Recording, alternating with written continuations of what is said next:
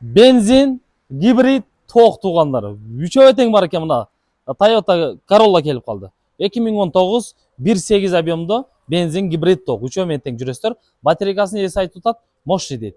Түшінген адам болса, келіп тұрып батарейкасын текшерсін деп отады. 730 мыңға қойылып отады, содалашу бар. Документ өзінің атында екен, сразу оформление. Анан дискалары дағы қараңыздар, жақсы. Баллондары тең, төртеуі тең зимний. Повторитель поворот бар достар. Лобойлары таза. Бұл салонға келе тұрған болсақ, бұл серый болған екен да мынаке. Серый болған екен, әмін аққа бояп қойыптыр. 159 мың пробеги дағы оригинал екен достар. Печка, кондиционер бар іштейді. Кожа салонда. Жостигін қараңыздар. Приустың жостигі екен, а? Электропакет. Поликтері дағы жақшы. Бұл аз жүріп тұрады, гибридте тұрады достар.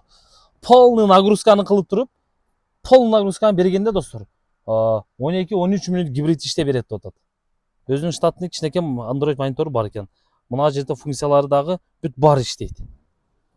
Баткендің өзінен көрсеңіздер болады. Toyota Corolla іздегендерге мына сунуштайыз достар. Көріңіздер. Қысқасы без вложение екен да, ешбір жерінде жасай тұрған жері жоқ. Мына. Кожалары да жақшы, салондары да жақшы, химчистканың керегі жоқ. Өте экономичный да. Өте экономичный. Удар, судар ешбір жерінен болғандағы емес. Торпедалардағы таза. Құшыға чалыңыздарчы. Так, 551 менен 2006 так, 28 номерінге чаласыздар. Номерді дағы видеоның астына қалтырабыз. Баткен өзінде болады. Мына Corolla іздегендер 2019.